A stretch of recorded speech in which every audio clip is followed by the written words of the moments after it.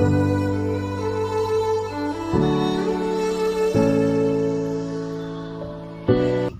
pertanyaan pertama Pak, berhubungan dengan ini hubungan dengan pengambilan keputusan yang selama ini Bapak kan sudah di kepala sekolah kurang lebih 1 tahun lebih loh ya di SMK ini satu. Pengalaman Bapak selama menjadi kepala sekolah, Bapak untuk mengidentifikasi kasus-kasus yang merupakan dilema etika dan rujukan moral itu bagaimana Pak caranya? Baik, terima kasih Pak Rosidi. Kalau D5 ITK itu pengungkapan atau permasalahan kasus itu benar dengan benar Pak, atau benar PS benar. Nah, kalau D5 ITK berdasarkan moral tadi kan kita harus mengidentifikasi bahwa itu adalah benar dengan salah Pak. Jadi kita harus mempetakan dulu permasalahannya itu untuk pengambilan keputusan itu gitu Pak. Iya, makasih Pak. Kemudian selama Bapak jadi kepala sekolah untuk menjalankan pengambilan keputusan di sekolah, terutama yang kasus-kasus di mana ada dua kepentingan yang sama-sama benar dan sama-sama mengandung nilai kebajikan, itu gimana Pak cara pengambilan keputusannya?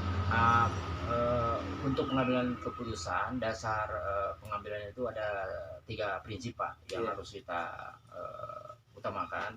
Yang pertama itu nilai kebijakan itu memiliki nilai kebijakan, yang kedua adalah tanggung jawab, dan yang ketiga ada berbasis dengan moral atau pihak individu siswa itu sendiri itu Pak.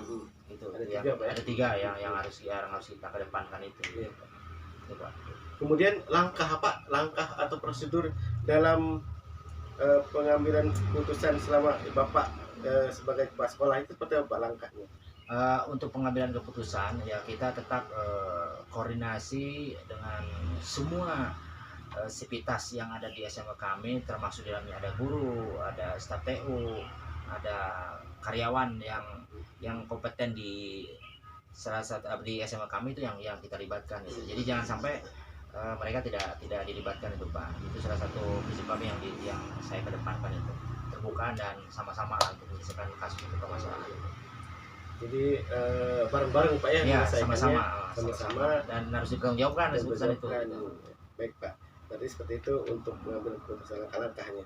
Kemudian hal apa saja yang selama ini Bapak anggap efektif dalam pengambilan keputusan pada kasus-kasus D5 etika Pak, yang saya selama ini anggap efektif dalam pengambilan keputusan? Ya, dari D5 etika itu kan keputusannya tuh setuju atau tidak setuju gitu Pak ya. Iya. Ya, kalaupun setuju itu harus dilaksanakan juga dengan sebaik-baiknya dan bertanggung jawab itu Pak. Iya. Baik Pak. Kemudian untuk waktu-waktunya Pak, ada nggak waktu untuk keputusan yang efektif? Kalau misalkan di sini ketika dalam penyelesaian kasus Pak, apakah nanti tentang berhubungan dengan waktu pengambilan keputusan yang efektif dalam penyelesaian, prosedur apa yang harus dijalankan gitu? Ya ada sih Pak. Kan yang pertama ya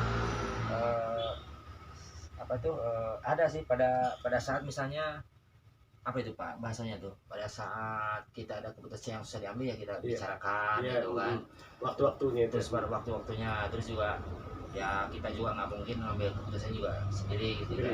Ada artinya juga harus keputusan sama-sama tadi Pak, seperti yang dibuka pada awal tadi gitu. Jadi faktor atau adakah ada seseorang atau faktor yang selama ini mempermudah atau membantu Bapak dalam mengambil keputusan dalam kasus-kasus dilema etika?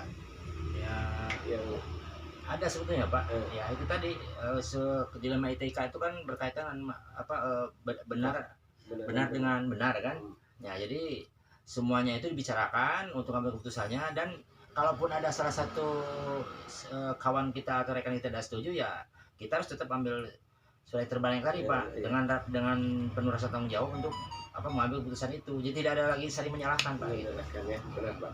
Ya, baik Pak. Kemudian terakhir Pak, ini setelah sampai pembelajaran yang dapat Anda petik dalam pengalaman dari semua hal yang telah disampaikan, pembelajaran apa yang dapat Anda petik dari pengalaman Anda mengambil keputusan dilema etika? Ya, artinya begini Pak, keputusan itu kita ambil berdasarkan keputusan bersama. Ya, kita tidak ada otoriter untuk mentang-mentang kami sebagai pimpinan kamilah yang mengambil keputusan terakhir, tidak, kita bicarakan. Cuma kalaupun ada keputusan yang harus memang betul-betul saya putuskan, dan itu telah menjadi kewajiban sama-sama. Jadi tidak lagi mentang-mentang misalnya satu rekan tidak setuju, wah itu kan keputusan kepala sekolah, jadi saya nggak ikut dah. Jadi kalau udah final answer, udah keputusan bersama, itulah yang harus kita ambil dengan tadi kita laksanakan keputusan tersebut dengan penuh dengan tanggung jawab, Pak. Itu aja. Terima kasih Pak. Selama Bapak menjadi kepala sekolah, bagaimana Bapak menjalankan pengambilan keputusan di sekolah, terutama untuk kasus-kasus ada dua kepentingan yang sama-sama benar dan sama-sama mengandung nilai kebajikan. Gimana Pak caranya? Jadi gini, kita kan pertama itu harus kita lihat dulu kasusnya gimana. Iya. Ya, seberapa berat kasusnya. Kalau misalnya kalau dia nggak ringan kasusnya, itu kami langsung limpahkan ke BK atau kesiswaan. Mereka ambil keputusannya. Kalau misalnya kasusnya berat, anggaplah misalnya dalam rapat penentuan kelulusan misalnya, ya. Iya, Pak. Itu kan anak itu pintar, Iya. tapi jarang masuk. Sedangkan di KTSP kita atau peraturan kelulusannya itu ada minimal hadir tanpa keterangan. Iya. Anggaplah misalnya 10 hari kami. Iya, Pak. Dalam setahun itu kan 10 hari itu tidak boleh alfa. Kalau lebih dari itu anaknya dinyatakan tidak lulus. Nah, ini dilema nih. Dilema Pak ya. Jadi untuk mengambil keputusan itu kami rapat gitu. Oh, rapat. Ya. Rapat dengan Dewan Guru. Karena sesuai dengan prosedurnya harus rapat dengan Dewan Guru. Iya. Jadi kita tanya dengan guru ikan itu, kita minta setuju atau enggak anak itu diluluskan. Jadi biasanya kami voting gitu. Voting ya Pak ya? Voting ya. Kalau misalnya memang sebagian besar guru-guru setuju, itu lebih 80% kalau kami itu sebenarnya. Iya. Kalau 80% dan guru-guru setuju, itu biasanya anak itu kami luluskan. Iya, seperti itu Pak ya? Iya. Tapi ini kemudian kalau langkah-langkahnya Pak, langkah-langkah atau prosedur seperti apa yang Bapak lakukan selama ini? Yang seperti yang saya katakan tadi, pertama kita jelas identifikasi masalah dulu. Dulu ya. Kemudian kita lihat latar belakangnya gimana, latar belakang masalahnya. Kemudian kita lihat lagi seberapa besar masalahnya dari masalah itu, ya. Kemudian kita cari setelah latar belakang penyebab masalahnya itu apa. Kemudian kita cari lagi alternatif pemecahan masalahnya. Kita urutkan kira-kira alternatif pemecahan masalah mana kira-kira yang cocok untuk masalah tersebut. Apakah kata aku tadi itu kita harus hanya ke BP aja, atau ke kesiswaan atau wali kelas saja, atau memang harus dengan forum. Seperti tadi kan kita harus dengan forum guru, karena menyangkut kelulusan masalahnya. Tapi kalau masalah individu itu tidak perlu sampai ke Dewan Guru, cukup ke BK atau ke kesiswaan saja. Nah itu kira-kira. Jadi setelah itu nanti baru kita ambil keputusan terhadap anak yang bermasalah tersebut. Jadi nanti dalam hal pengambilan keputusan itu tentu kita harus mendokumentasikan, dicatat. Nggak boleh tidak dicatat. Terdata gitu Pak. Terdata, harus didata. Karena kasus per kasus harus terdata. Dan yang berikutnya Pak, hal-hal apa saja selama Bapak jadi kepala sekolah yang efektif dalam pengambilan keputusan kasus-kasus dilema etika Pak? Dalam hal-hal apa misalnya? Kalau dalam hal-hal itu ya, yang nggak efektif misalnya. Maksudnya ini yang terkait dengan kasus kesiswaan itu. Siswaan. Yang paling efektif untuk mengatasi masalah itu.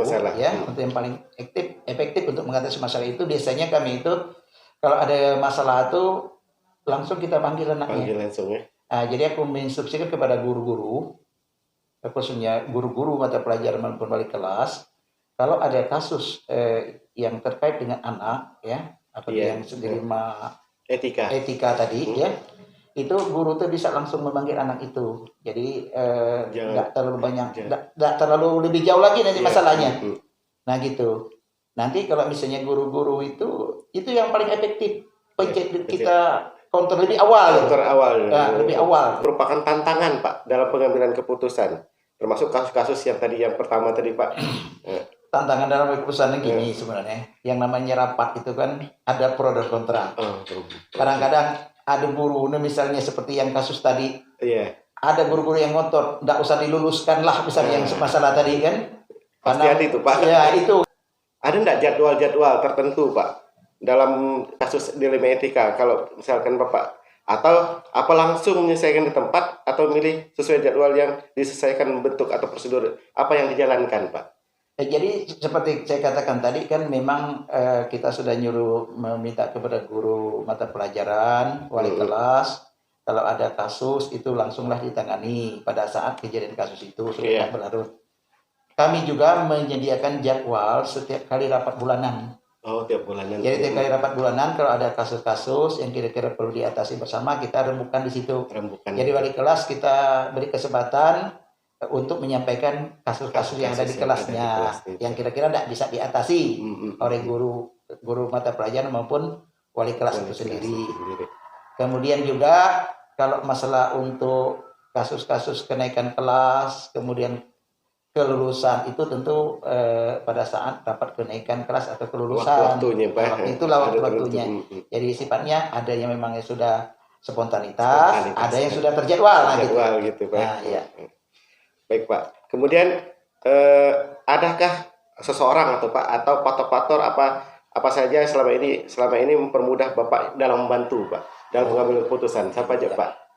Jadi sebenarnya untuk yang faktor-faktor yang sangat membantu itu kita banyak. Jadi sebenarnya pengalamannya yang sangat menarik ini sebenarnya dalam mengambil suatu keputusan itu dikatakan gampang ya tidak gampang. Iya. Dikatakan sulit ya tidak terlalu sulit. Iya. Nah, jadi pandai-pandai kita lah. Pandai-pandai kita lah untuk memahami masalah itu dan memikirkan gimana solusinya.